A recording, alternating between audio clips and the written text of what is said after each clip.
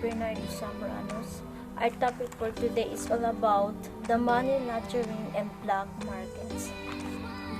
Money laundering and the interplay with cyber criminal activity, the subject of today's black markets that increasingly and enable to understanding who and how is behind the data breaches and cyber attacks, to understand how the stolen information, assets, or even identities are bought and sold and how the proceeds are laundered. There are 6 cybercrime employment laundering. 1 is a drug trafficking or pangangalakal ng droga. Drug trafficking is a global illicit trade involving the cultivation, manufactures, contribution, and scale of substances. 2 is a human smuggling, pagpupuslit ng tao, or human smuggling under the U.S.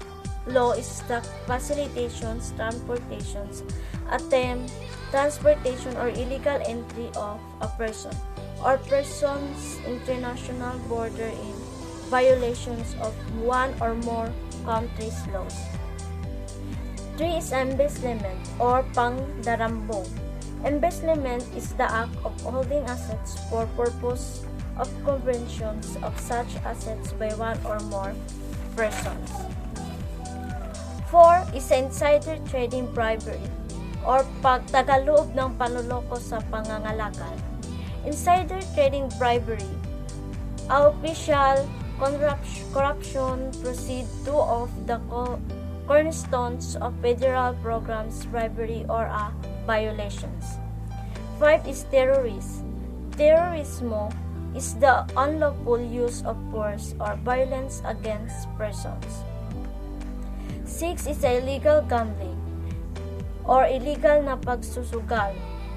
Illegal gambling, person who is any manner shall directly or indirectly take part in any game. According the UNODC, the United Nations of Drugs and Crimes, criminal launder or estimated 1.6 trillion or 2.7% of the global gross domestic product in 1 year. Money laundering defined to undermining the or financial system of government. Money laundering imposes adverse impact of society.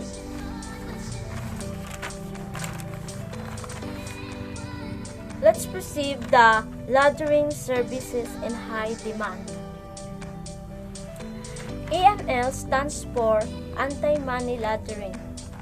It means that the role that governments and the private sector play in enhancing both AML and cybersecurity risk management policies. PII stands for Personality Identifiable Information. It is a cybercrime yield a high demand for goods and services such as credentials. NPI stands for Non-Public Information. It is cyber-related crime had grown dramatically and according to a global economic survey have become the second most reported crime. TTP stands for Tactic Crime Techniques and Procedures. It is a cyber-enabled crimes or using cyber tools to unlawful and such as money laundering. IP stands for Internet Protocol. It is a business, is a good for cyber hackers and their support networks today. Let's perceive the anti-money laundering policies responses. KYC stands for Know Your Customers. Anti-money laundering and counter-terrorist financing policies. FATF stands for Financial Actions Task Force.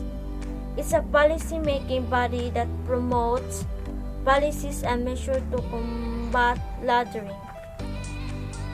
MBSB stands for Money Services Businesses.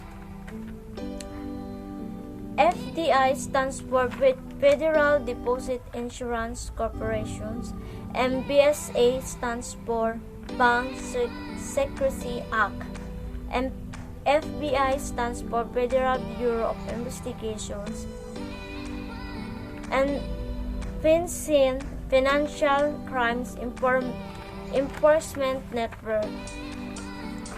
There are 8 anti-money laundering laws have been implemented since 1970. First is the BSA 1970. Second is the Money Laundering Control Act 1986. Third, Anti-Drug Abuse Act of 1988. Fourth, Anuncio Wiley Anti-Money Laundering Act 1992. Or Asoncio rather. 5 is the Money Laundering Suppression Act 1994. 6. Money Laundering and Financial Crime Strategy Act 1998. 7. USA Patriot Act. And 8 is the Intelligence Reform and Terrorism Prevention Act of 2004.